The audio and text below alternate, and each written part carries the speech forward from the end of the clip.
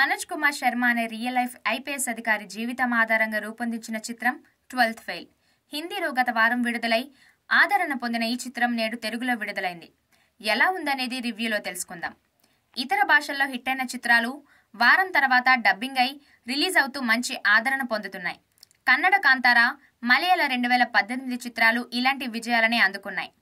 అలానే ఇప్పుడు మరో సినిమా వచ్చింది. హిందీలో మంచి ఆదరణ పొందిన 12th ఫెయిల్ సినిమా తెలుగులో రిలీజ్ అయింది. ప్రముఖ దర్శక నిర్మాత వినోద్ చోప్రా దర్శకత్వం వహించారు. యోగేష్ ఈశ్వర్తో కలిసి వినోద్ చోప్రా నిర్మించారు. విక్రాంత్ మెస్సీ హీరోగా నటించగా మేధా శంకర్ హీరోయిన్గా, ఆనంద్ విజోషి, ప్రియాంశు చటర్జీ కీలక పాత్రల్లో నటించారు. ఈ చిత్రం హిందీలో గత వారం విడుదలై విమర్శకుల ప్రశంసలు అందుకుంది. ఈ శుక్రవారం తెలుగులో విడుదలైంది. మరి ఈ సినిమా తెలుగు ఆడియన్స్ ని మెప్పించేలా ఉందా లేదా అనేది రివ్యూలో తెలుసుకుందాం. బందిపోట్లకి నిలయమైన చంబల్ ప్రాంతంలోని చిన్న పల్లెటూరుకి చెందిన మనోజ్ కుమార్ శర్మ అలియాస్ విక్రాంత్ మెస్సీ ఇంటర్ చదువుతుంటాడు. నాన్న సీనియర్ ప్రభుత్వ ఉద్యోగి. ఆ సీనియారిటీ వల్ల ఉద్యోగం పోతుంది. అవినీతి, లంచగొడ్డితనంపై పోరాడాలని పట్నం వెళ్తాడు. మరోవైపు మనోజ్ కుమార్ శర్మ భవిష్యత్తులో పెద్ద ఉద్యోగం సాధించాలని కలలు కంటూ చిట్టీలు రాసుకుంటుంటాడు. వారి ప్రాంతంలో ఎమ్మెల్యే స్కూల్లో మొత్తం చిట్టీలు కొట్టి పాస్ అవుతుంటారు. జనం చదువురాక గొర్రెల్లా ఉండాలనేది ఆయన ప్లాన్. అయితే ఆ ఏడాది ఒక స్ట్రిక్ట్ పోలీస్ ఆఫీసర్ వచ్చి ఆ కాపీ కొట్టడాన్ని అరికట్టారు. దీంతో అంతా ఫెయిల్ అవుతారు. ఆ తర్వాత ఓ రోజు మనోజ్ ఆయన అన్నని పోలీసులు అరెస్టు చేస్తారు. ఆ సమయంలో సీనియర్ పోలీస్ ఆఫీసర్ అయిన డీఎస్పీ వీరి నిజాయితీని చూసి స్టేషన్ నుంచి విడిపిస్తాడు. దీంతో ఆ డీఎస్పీని ఇన్స్పైరింగ్ గా తీసుకుంటాడు మనోజ్. ఆయన అలా డీఎస్పీ కావాలనుకుంటాడు. నెక్స్ట్ ఇయర్ చిట్టీలు కొట్టకుండా కష్టపడి చదివి 3rd గ్రేడ్లో పాస్ అవుతాడు. ఆ తర్వాత నానమ్మ ఇచ్చిన పెన్షన్ డబ్బులు తీసుకుని డీఎస్పీ కావాలని కోచింగ్ సెంటర్ల కోసం పట్నం వెళ్తాడు మనోజ్. కానీ బస్సులో తన సూట్ కేసుని కొట్టేస్తారు. డబ్బులన్నీ పోతాయి. రోడ్డు మీద ఉండాల్సిన పరిస్థితి. దీనికి తోడు 3 ఏళ్ల దాకా నోటిఫికేషన్ లేదని ప్రభుత్వం ప్రకటిస్తుంది. దీంతో ఏం చేయాలో తోచని పరిస్థితి. ఇంటికి తిరిగి వెళ్లలేడు. ఇంటికొస్తే పోలీస్ బట్టలతోనే వస్తానని ఇంట్లో మాటిచ్చాడు. దీంతో అక్కడే ఓ హోటల్ వద్ద 3 రోజులు పస్తులుంటాడు. ఆ సమయంలో సివిల్ ప్రిపరేషన్ కోసం ఢిల్లీ వెళ్తున్న ప్రీతం పాండే అలియాస్ అనంత్ విజోషి పరిచయం అవుతాడు. ఆయన సపోర్ట్తో ఢిల్లీ వెళ్లి సివిల్స్ ప్రిపరేషన్ స్టార్ట్ చేస్తాడు. అక్కడ గౌరీ అన్న అలియాస్ ఆయుష్మాన్ పుష్కర్ సహకారంతో 2వ అటెంప్ట్లో ప్రిలిమ్స్ పాస్ అవుతాడు. కానీ వరుసగా 3 సార్లు మెయిన్స్లో పోతాడు. చదువుకోవడానికి డబ్బులు లేవు. పుస్తకాలు కొనుక్కోలేని పరిస్థితి. మరోవైపు హీరోయిన్ హ్యాండ్ ఇస్తుంది. మరి వీటిని ఎలా ఫేస్ చేశాడు? ఎలా చదివాడు? ఎంతటి దుర్భర పరిస్థితులు ఎదుర్కొన్నాడు? చివరికి తాను అనుకున్న ఐపీఎస్ అయ్యాడా? తాను ఐపీఎస్ అవ్వాలనుకునే లక్ష్యానికి కారణం ఏమిటి? ఆ తర్వాత ఏం జరిగింది అనేది మిగిలిన కథ. విశ్లేషణ: ఇది రియల్ లైఫ్ స్టోరీ. రియల్ లైఫ్లో ఇలా ఆర్థికంగా ఇబ్బంది పడి చదువుకోలేని స్థితితో చంబల్ వంటి బందిపోట్ల ప్రాంతం నుంచి వచ్చి ఐపీఎస్ అయిన మనోజ్ కుమార్ శర్మ జర్నీ ఆధారంగా ఈ చిత్రాన్ని రూపొందించారు దర్శకుడు వినోద్ చోప్రా. ఎడ్యుకేషన్ పరంగా ఇదొక మంచి ఇన్స్పైరింగ్ మూవీ అని చెప్పొచ్చు.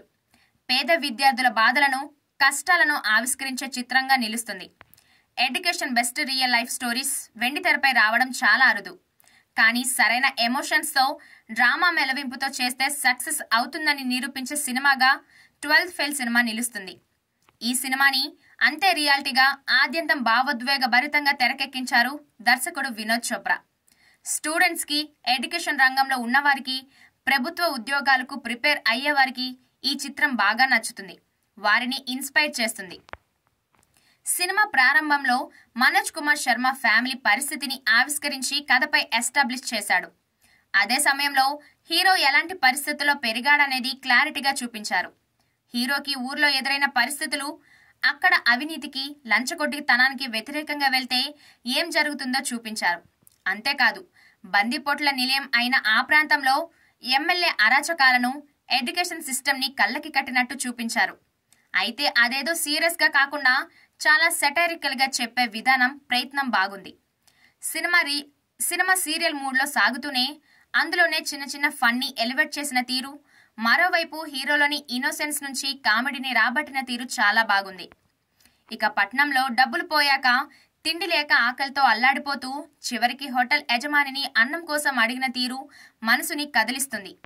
మరోవైపు ఢిల్లీ వెళ్ళాక పోటీ పరీక్షల కోసం విద్యార్థుల హడావిడి, వారి బాధలు, వాస్తవంగా ఏం జరుగుతుంది, ఎంతమంది ఇలా పేద విద్యార్థులు ఎలాంటి పరిస్థితుల్లో చదువుకుంటారు అనే విషయాలను ఆవిష్కరించిన తీరు బాగుంది.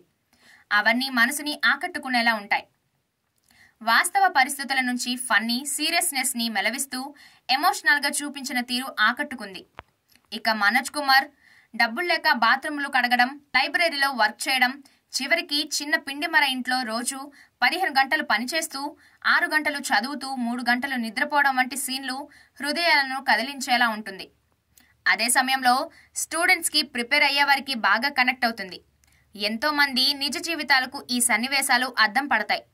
క్లైమాక్స్ లో హీరో హీరోయిన్ల మధ్య వచ్చే సీన్లు, రిజల్ట్స్ చూసుకున్నాక వారిలోని ఆనందం, ఎమోషన్స్ ని క్యాప్చర్ చేసిన తీరు, దాన్ని ఆవిష్కరించిన తీరు అద్భుతం. థియేటర్లో కూర్చున్న ఆడియన్స్ తానే ఉద్యోగం సాధించినంతగా ఫీల్ అవుతారని చెప్పొచ్చు. అయితే సినిమా కొంత స్లోగా సాగుతుంది.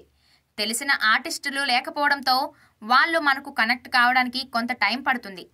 అదే సమయంలో డబ్బింగ్ కూడా చాలా చోట్ల కన్విన్సింగ్ గా అనిపించదు. చాలా సీన్లు సాగదీసినట్టుగా ఉంటాయి. రిపీటెడ్ సీన్లు కూడా కొంత బోర్ ఫీలింగ్ ని తెప్పిస్తాయి. కానీ ఆర్ఆర్ దాన్ని కవర్ చేస్తుంది. సివిల్ ప్రిపరేషన్స్ లో ఏం జరుగుతుంది, ఇంటర్వ్యూలు ఎలా ఉంటాయి అనేది కూడా డీటెయిలింగ్ గా చూపించడం బాగుంది. మొత్తానికి ఇదొక ఎమోషనల్, ఇన్స్పైరింగ్ జర్నీ అని చెప్పొచ్చు.